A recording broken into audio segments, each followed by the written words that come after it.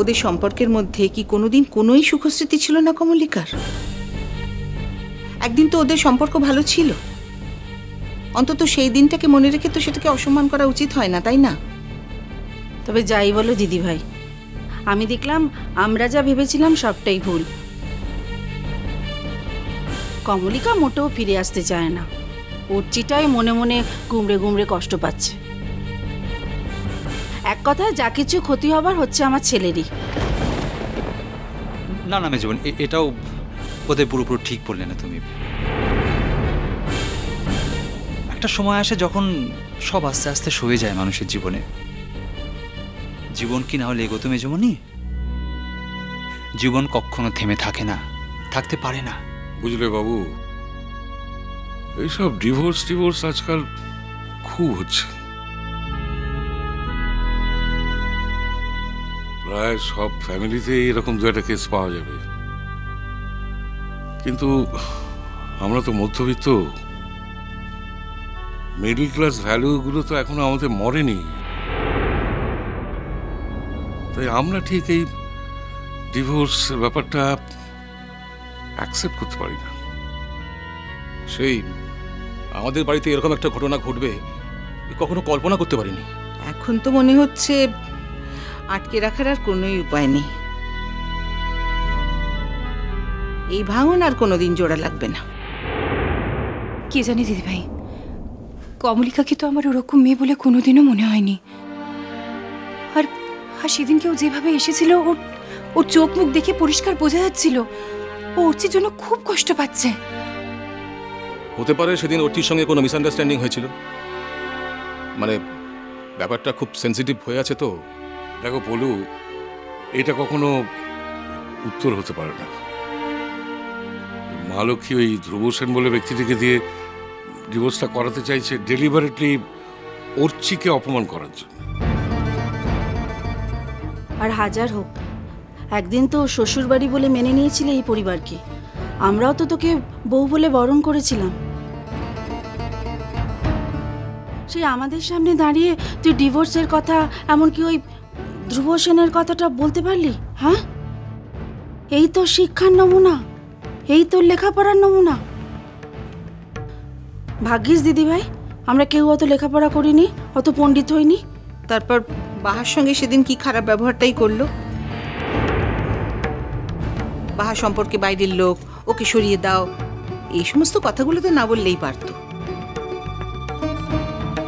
ঠিকই তো, একটু অন্যরকম ভাবে তো বাহাকে বলতে পারতো সরে যেতে। আর তাছাড়া আমাদের সামনেই বা অত বলার কি ছিল? আমরা তো সম্বন্ধ করে বিয়েটা দিইনি। তোরা তো নিজেরা ঠিক করেই বিয়েটা করেছিস। তো নিজেরা ঠিক করতিস, আমাদের সাক্ষী মানার কি ছিল বাবু? যাবার আগে কি একটা খারাপ কথা বলে গেল বলো?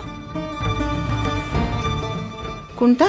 কেন বললো না, আমি না হয় ধ্রুব সেনের সাথে সম্পর্ক করব বলে ডিভোর্সটা চাইছি, তোমাদের ছেলে কেন চাইছে সেটা জিজ্ঞেস করো।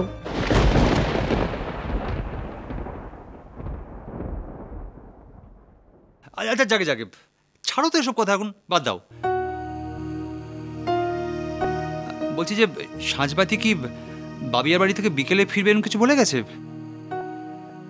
আমায় তো কিছুতেই সঙ্গে নিল না। দেখ বাবু, কি হলো? সব কথা না অমন ছেড়ে দেওয়া যায় না। ও নিশ্চয়ই কথাগুলো শুধু আমাদেরই বলেনি, বাইরেও বলবে। আসলে নিজে তো এখন এরকম একটা ঘটনা ঘটিয়েছে কি না, এখন ওরচি সম্বন্ধে খারাপ কথাগুলো বাইরে না বললে চলবে কেন বলো? দেখো, কমলিকা কোন মানসিক পরিস্থিতিতে কি বলেছে কি করেছে সেটা ধরে বসে থেকো না দিদিভাই। ওর আজকের জন্য কালকে সমস্ত ঘটনা তো মিথ্যে হয়ে যেতে পারে না। দেখো ছোট বৌমা, কমলিকাকে আমরা কেউই কোনোদিনই খারাপ কিছু ভাবিনি। বরাবরই ওর সম্পর্কে আমাদের একটা হাই রিগার্ড ছিল। সরি টু সে, ও নিজে হাতে সেটা নষ্ট করেছে।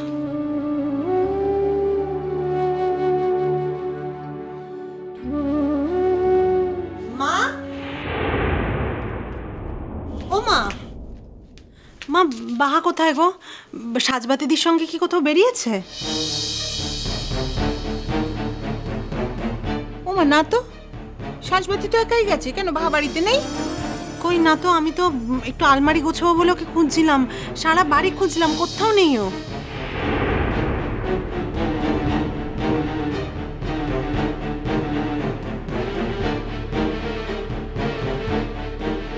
মেয়েটা আবার কোথায় গেল? এই মেয়েটাকে নিয়ে আর তো পারা যায় না। হ্যাঁ, কমলিকা সেদিন ওর সঙ্গে খারাপ ব্যবহার করার পর থেকেই ও খুব ডিপ্রেসড হয়েছিল, আমি লক্ষ্য করেছি। দেখো, মেয়েটা সবসময় সবাইকে হাসি দিয়ে খুশি দিয়ে মাতিয়ে রাখে, কিন্তু তাই বলে ওর যে একটা মন নেই তা তো নয়। ওর খুব সুন্দর একটা মন আছে, একটা কোমল মন আছে। বাবা দাঁড়ানো, একটা ওরচিকে ফোন করি আমি। না না, অর্চি তো আজকেই প্রথম অফিসে জয়েন করলো, ওকে আবার এসব জানাবি এখন? দেখ আবার পলাশবনি চলে গেল কিনা। মা, কথাটা দাদাভাইকে জানানোটা দরকার। তোমরা ভুলে যাও কি করে বলো তো? তোমরা যখন সবাই আশা ছেড়ে দিয়েছিলে তখন কিন্তু ওই মেয়েটাই দাদাভাইকে সুস্থ করে তুলেছিল। বর্দাভাই, দাদাভাইকে এক্ষুনি একটা ফোন কর।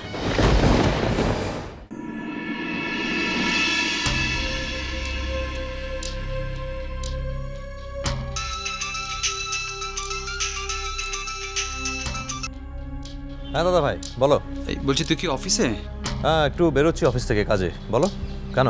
না শোন, বলছিলাম যে বাহার কি কোথাও যাওয়ার কথা আজকে, মানে কলেজ টলেজ কোথাও কিছু জানিস তুই?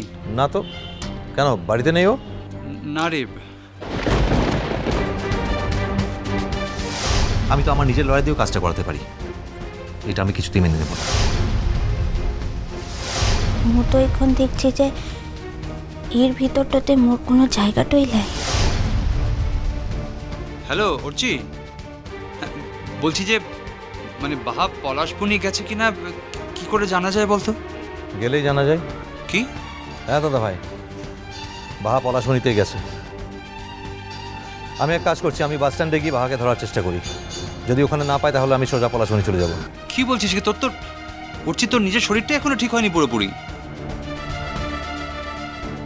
দাদা ভাই, কতগুলো ব্যাপারে দেরি করলে সারা জীবন আফসোস করতে হয়, আর আমি সেটা করতে চাই না। আমাকে এক্ষুনি বাহার কাছে যেতে হবে। আমি ওকে একা কিছুতেই পলাশবনি যেতে দেবো না।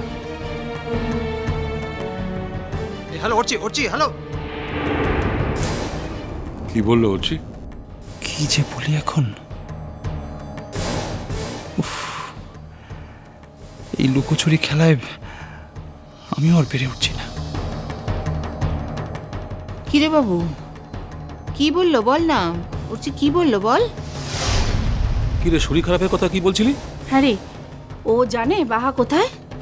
হ্যাঁ ওই, আরে ঠানা, তুমি তো জানো মেজমনি অর্চিকে, সবসময় ওর মাথায় সব অদ্ভুত অদ্ভুত প্ল্যান করে। আমাকে বলছে হতে পারে আমি ভালো হয়ে গেছি, বাহা পলাশবনি চলে গেছে। কিন্তু না না না না বাবা, এটা প্রত্যেকবার হতে পারে না। প্রত্যেকবার ও আমাদের হারিয়ে নিজে জিতে যাবে, এটা কিছুতেই হতে পারে না।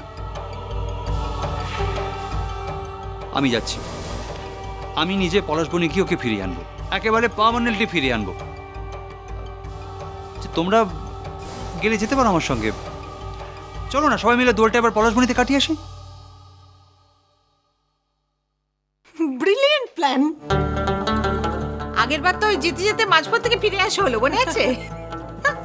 তাহলে কি আমরা সবাই মিলে কাল পলাশবনি যাচ্ছি?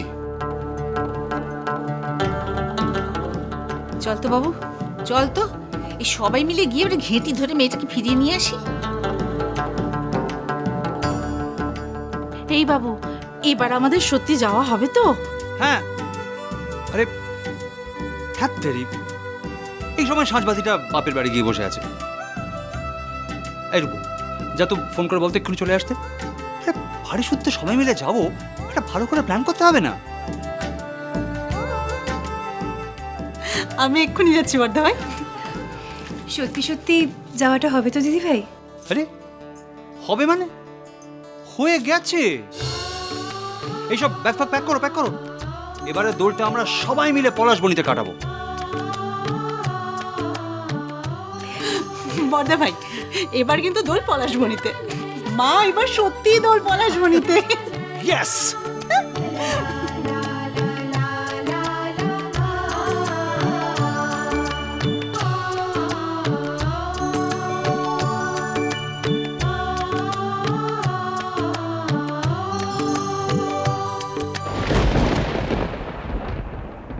যারা ভালোটা মানছে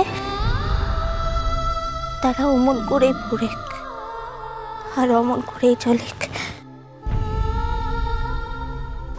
মুরগিও মোটর সাইকেলটাতে যাবার জায়গাটা হবে একলা হবে একলা। চলো ওঠো। কালকের কি দিনটা আনছে বলতো? দোল। হে রং খেলা। মিষ্টি কুটু মিষ্টি কুটু মিষ্টি কুটু।